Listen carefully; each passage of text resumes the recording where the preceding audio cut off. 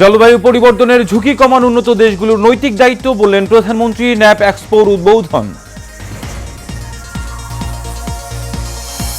সারা দেশে তীব্র তাপদাহ থাকবে আরো কয়েকদিন জানিয়েছে আবহাওয়া অফিস। চলছে 72 ঘন্টার হিট অ্যালার্ট। এবং দেশের ইতিহাসে সবচেয়ে বড় দুর্ঘটনা রানা প্লাজা ট্র্যাজেডির 11 বছর আজ। হতাহতদের পুনর্বাসনের দাবি শ্রমিক নেতাদের।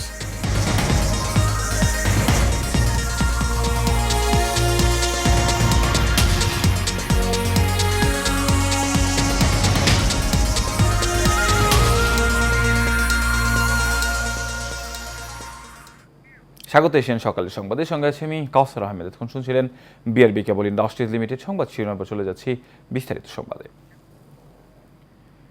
যুদ্ধে অস্ত্র এবং অর্থ ব্যয় না করে সেই টাকা জলবায়ু পরিবর্তনে ব্যয় করা হলে বিশ্ব রক্ষা পেত বলে মন্তব্য করেছেন প্রধানমন্ত্রী শেখ হাসিনা। গতকাল সকালে বঙ্গবন্ধু আন্তর্জাতিক সম্মেলন কেন্দ্রে অনুষ্ঠিত ন্যাপ এক্সপো ও বাংলাদেশ ক্লাইমেট ডেভেলপমেন্ট পার্টনারশিপের উদ্বোধনী অনুষ্ঠানে কথা বলে তিনি। জলবায়ু পরিবর্তনের বিরূপ প্রভাব দেশের সম্ভাব্য উন্নয়ন এবং অর্থনৈতিক সমৃদ্ধির জন্য হুমকি হিসেবে দেখা দিয়েছে বলেও জানান প্রধানমন্ত্রী।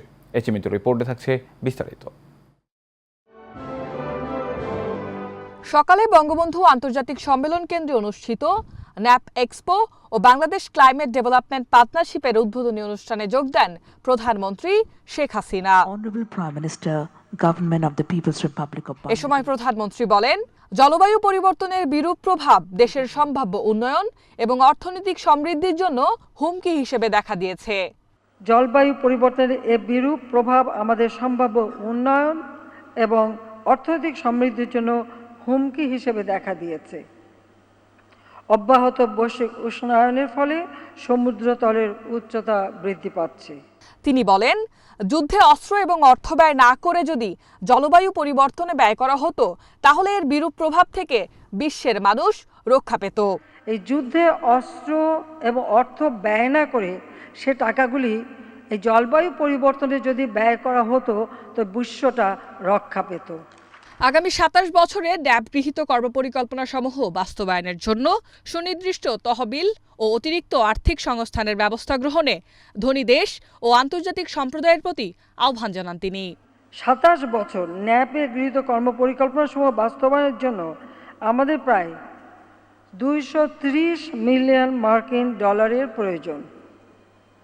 এজন্য সুনির্দিষ্ট তহবিল ও অতিরিক্ত আর্থিক সংস্থানের ব্যবস্থা গ্রহণে আমি ধনী দেশ ও আন্তর্জাতিক সম্প্রদায়ের প্রতি আহ্বান জানাচ্ছি। এ সময় বেশ কয়েকটি প্রস্তাবনাও তুলে ধরেন প্রধানমন্ত্রী শেখ হাসিনা। উন্নয়নশীল দেশগুলিতে প্রযুক্তি হস্তান্তরের পাশাপাশি সবচেয়ে কার্যকর জ্বালানি সমাধানে এগিয়ে আসতে হবে। এইচএমইতু, এশিয়ান টেলিভিশন। এদিকে এই জলবায়ু পরিবর্তনের ফলেই তীব্র তাপদাহে পড়ছে দেশ। দিন দিন তাপমাত্রার পারদ দিকে উঠছে, ফলে প্রখর তাপে বিপর্যস্ত হয়ে পড়েছে জনজীবন। গরম অস্বস্তিতে হাঁসফাঁস করছে সাধারণ মানুষ। এই অবস্থায় নতুন করে সারা দেশে 72 ঘন্টার জন্য হিট অ্যালার্ট জারি করা হয়েছে। গতকাল আবহাওয়া অধিদপ্তরের আবহাওয়াবিদ বৈদুর রশিদ স্বাক্ষরিত এক বার্তায় এ তথ্য জানানো হয়।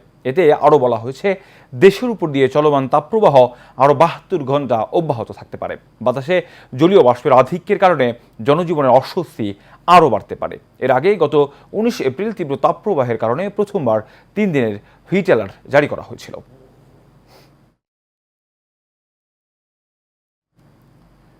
বসন্তের দিন ফুরিয়ে রুক্ষ প্রকৃতিতে এখন কেবলই সূর্যের সীমাহীন উত্তাপ। সেই উত্তাপে শরীর যেমন পুড়ছে, তেমনি পেটের জ্বালা সামাল দিতে নাজুক পরিস্থিতির মধ্য দিয়েই দিন পার করছেন খেটে খাওয়া নিম্ন আয়ের মানুষ। তারা বলছেন, গরমে তো বটেই, এই অবস্থা চলতে থাকলে মরতে হবে একেবারে না খেয়েই। বিস্তারিত থাকছে প্রতিবেদনে। বৈশাখের পূর্ব থেকে খরতাপে পুড়ছে পুরো দেশ। তীব্র গরমে বিপর্যস্ত হয়ে পড়েছে জনজীবন। অসহনীয় এই গরমে সবচেয়ে কষ্টে আছেন দিনমজুর, খেটে খাওয়া সাধারণ মানুষ। রৌদ্র গরমের তীব্রতা এতটাই বেশি যে বাইরে কাজে বের হয়ে অনেকেই অসুস্থ হয়ে পড়ছেন। একটু স্বস্তি পেতে অনেকে আশ্রয় নিচ্ছেন রাস্তার পাশে গাছের ছায়ায়।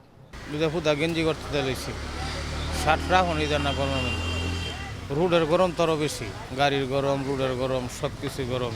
আয় তো মামা কমছে, রোদের কারণে আর আমরা ওরকম একটা গাড়ি চালাতে পারি না, আস্তে আস্তে চলা যা কোনো মতো সংসার চালাতে হয়। জীবিকার তাগিদে উপায় না দেখে তীব্র রোদেই কাজে বের হতে হয় খেটে খাওয়া মানুষদের। দিনমজুর থেকে শুরু করে নিম্ন আয়ের মানুষের দুর্ভোগ বেড়েছে কয়েক গুণ।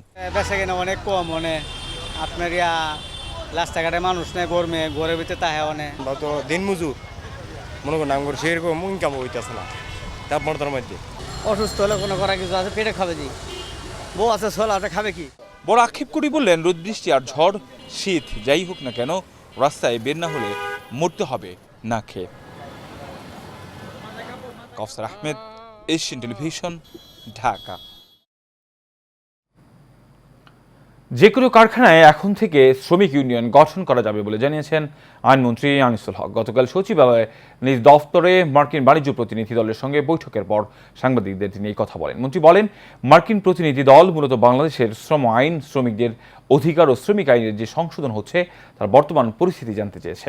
সাংবাদিকদের প্রশ্নের জবাবে মন্ত্রী জানান, শ্রমিকদের অধিকার দেওয়ার ক্ষেত্রে কোনো দেশ থেকে কি পাওয়া হচ্ছে সেটা বিবেচনায় নেওয়া হচ্ছে না। তিনি আরও বলেন, কোনো দেশ আমাদের কি দেবে আর কি দেবে না সেটার উপর নির্ভর করে শ্রমিকদের অধিকারের ব্যাপারে চিন্তাভাবনা করবে না সরকার।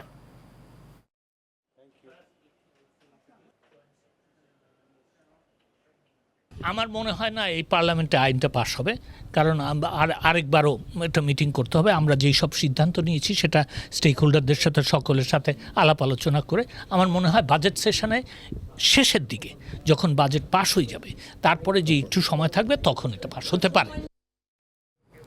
সাবেক আইজিপি বেনজির আহমেদের বিপুল পরিমাণ সম্পদ অর্জনের অভিযোগের বিষয়ে তদন্তের সিদ্ধান্ত নিয়েছে দুর্নীতি দমন কমিশন। গতকাল দুদক কার্যালয়ের সাংবাদিকদের তথ্য জানান সংস্থাটির সচিব খুরশেদা ইয়াসমিন। তিনি জানান, বিভিন্ন গণমাধ্যমে বেনজির আহমেদ ও তার পরিবারের বিপুল পরিমাণ অবৈধ সম্পদ নিয়ে প্রকাশিত রিপোর্টের ভিত্তি ধরেই অনুসন্ধানের সিদ্ধান্ত নেওয়া হয়। অনুসন্ধানের জন্য 3 সদস্যের একটি কমিটি গঠন করা হয়েছে। এর আগে বেনজির আহমেদের দুর্নীতির অনুসন্ধান চেয়ে উচ্চ আদালতে রিট দায়ের করেন আইনজীবী সালাউদ্দিন রিগান।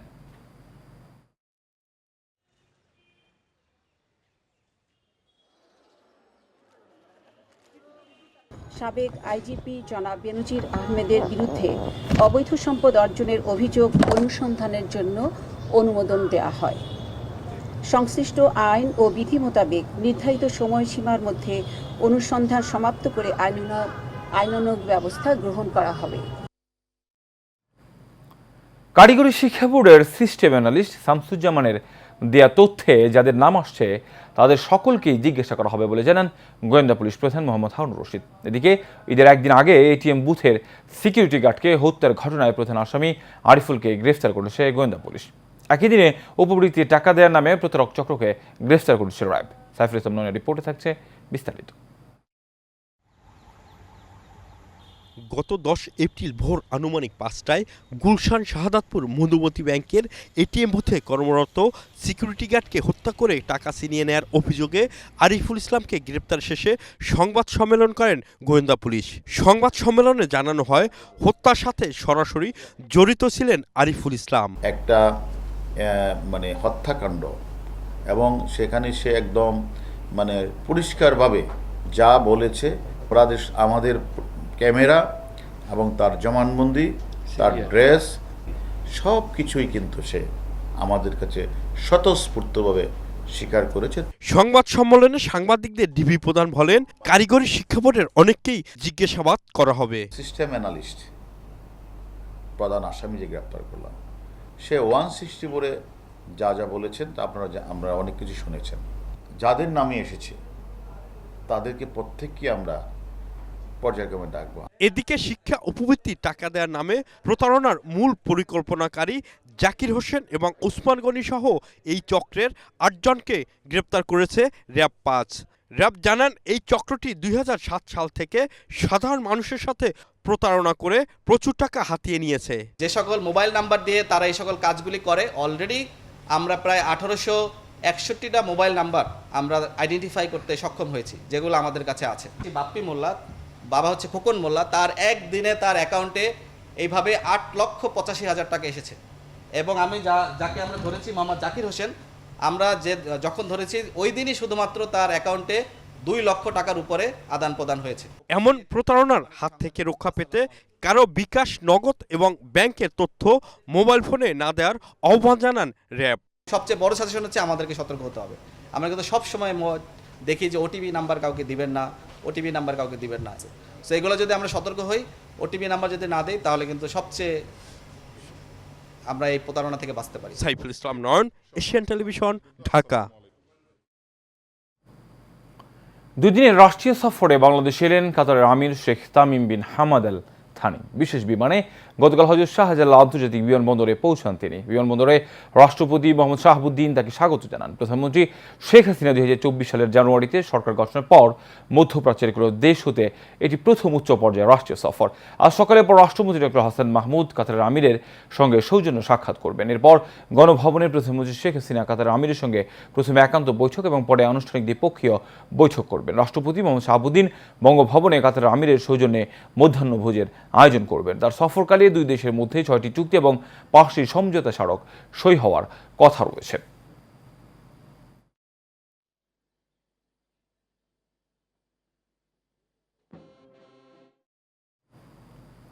ঢাকা বিশ্ববিদ্যালয়ের মুক্তিযুদ্ধ, মুজিবনগর সরকার ও সম্প্রীতি বাংলাদেশ শীর্ষক আলোচনা সভা অনুষ্ঠিত হয়েছে। গতকাল সম্প্রীতির বাংলাদেশ ঢাকা বিশ্ববিদ্যালয় শাখার উদ্যোগে বিশ্ববিদ্যালয়ের আরসি মজুমদার আর্টস মিলনায়তনে এই আলোচনা সভা অনুষ্ঠিত হয়। আলোচনা সভায় প্রধান অতিথি হিসেবে উপস্থিত ছিলেন ঢাকা বিশ্ববিদ্যালয়ের প্রো ভিসি অধ্যাপক ডক্টর সীতেশ চন্দ্র বাছার। প্রধান আলোচক হিসেবে সম্প্রীতির বাংলাদেশের কেন্দ্রীয় আহ্বায়ক পীযূষ বন্দ্যোপাধ্যায় ও আলোচক হিসেবে ঢাকা বিশ্ববিদ্যালয়ের ফার্মেসি অনুষদের ডিন অধ্যাপক ডক্টর ফিরোজ আহমেদ বক্তব্য রাখেন। আলোচনা সভায় বক্তব্য রাখেন সম্প্রীতি বাংলাদেশের কেন্দ্রীয় সদস্য সচিব অধ্যাপক ডক্টর মামুন আল মাহতাব স্বপ্নিল।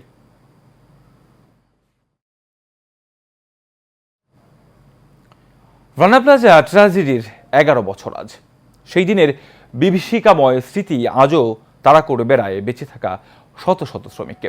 এসব শ্রমিক শরীরের ক্ষত আর অভাবের সাথে বসবাস করছেন দীর্ঘ সময় ধরে। দেশের ইতিহাসে সবচেয়ে বড় দুর্ঘটনায় আহত শ্রমিকদের পুনর্বাসনের দাবি শ্রমিক নেতাদের।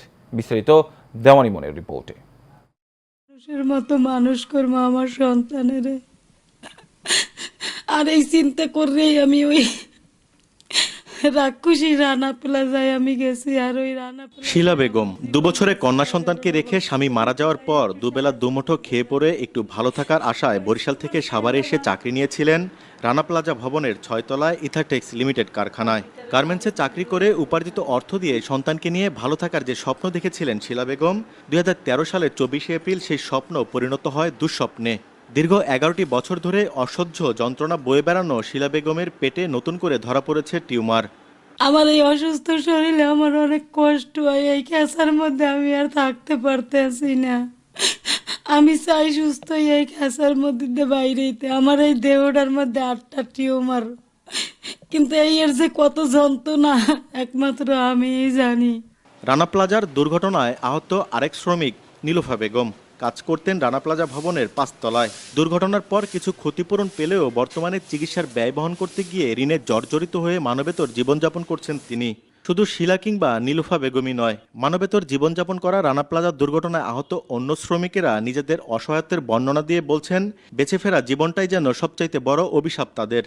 যার কাছে সে মনে করে দুর্ঘটনা যখন ইনকাম করছে সবার কাছে মানুষ, এই জন্য ওই সময়টা কোনো মরে গেল সবচেয়ে ভালো। এই দুঃখে দুঃখে মরছে আমাকে দেয়া একটা দিন দেয়, মানে একটা বছর আমরা কি খাই কি পড়ি না পড়ি, আমাকে কিন্তু পঙ্গু জীবন তখন করতেছি আমরা অনেক দিনই। যারা এই 9 তলা ভুবন তলা পড়ছে তাদের না কিছু ক্ষতি হয়েছে, না কেউ দেখা দেয় কেউ দেখা দেয় না, কেউ বুকের সমস্যা, কেউ মাথায় সমস্যা, কেউ পায়ের সমস্যা, কেউ হাত নাই, কেউ পাও নাই, কিন্তু আজ পর্যন্ত কেউ খোঁজ খবর না। ওই যে বছরে 24 এপ্রিল আসে, তার 2-4 দিন আমাকে বুই কুমড়ো ঝাঁকি দেয়। 2-4 দিন মিডিয়ারা আসে, কিছু কিছু মিডিয়ারা খোঁজ খবর নেয়, কোনো নেতা কন, কোনো সাভার এমপি মন্ত্রী কন, কিন্তু রানা প্লাজার কোনো খোঁজ খবর নেয় নাই। রানা প্লাজা দুর্ঘটনার 11 বছরে এসেও আহত শ্রমিকদের ক্ষতিপূরণ, চিকিৎসা ও পুনর্বাসনের দাবি করছেন বিভিন্ন শ্রমিক সংগঠনের নেতৃবৃন্দ।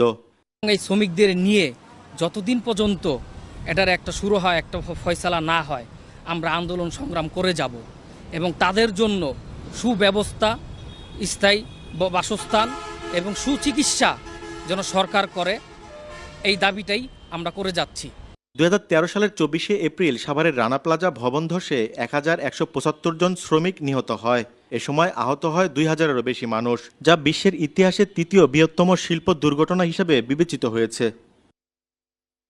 দেওয়ান ইমন, এশিয়ান টেলিভিশন, সাভার।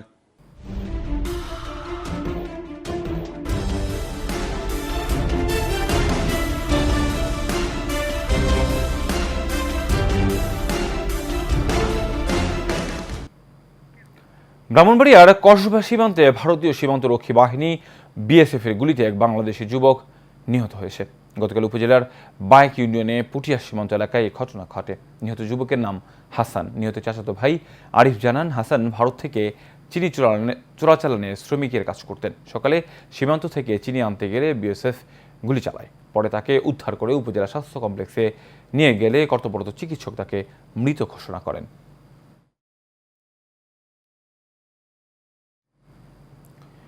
ফরিদপুর বাস পিকআপ সংঘর্ষে 15 জন নিহতের ঘটনায় ঘাতক চালককে গ্রেফতার করেছে র্যাব। গতকাল র্যাব 10-এর অধিনায়ক KM শাইখ আক্তার এই তথ্য জানান। এ সময় তিনি জানান, ফরিদপুর র্যাব ক্যাম্পের অভিযানিক উত্তরা ইউনিক পরিবহনের চালকের পরিচয় শনাক্ত করে ঝিনাইদহের কোট চাঁদপুর এলাকা থেকে তাকে গ্রেফতার করে। এর আগে গত 16 এপ্রিল ফরিদপুরের আলফাডাঙ্গা এলাকায় বাস ও পিকআপের সংঘর্ষে 15 জন নিহত হয়।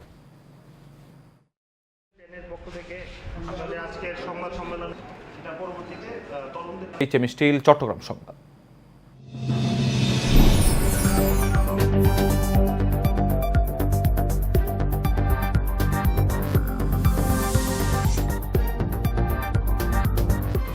HM Expert B500 CWR স্বাধীনতার সুবর্ণ জয়ন্তীতে নতুন বাংলাদেশ গড়ার প্রত্যয়। HM steel B500 CWR।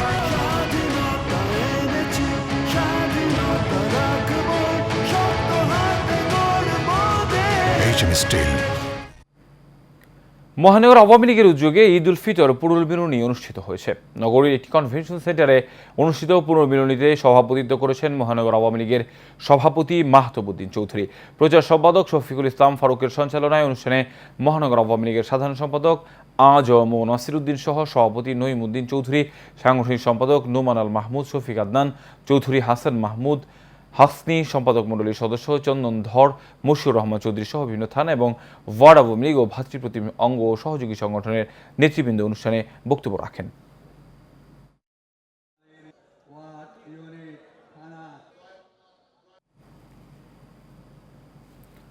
দর্শক, শেষ করবে এশিয়ান সকালের সংবাদের আগে বিআরবি কেবল ইন্ডাস্ট্রি লিমিটেড সংবাদ শিরোনাম জানাবো আরও একবার।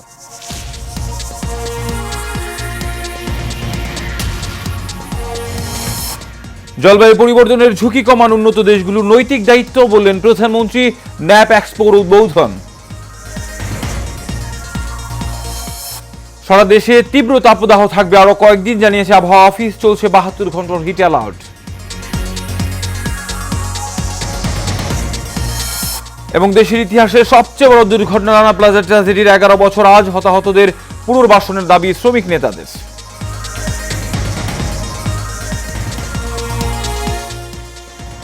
এশিয়ান সকালের সংবাদ এ পর্যন্তই। পর সংবাদ দেখার আমন্ত্রণ রইল। ধন্যবাদ সবাই।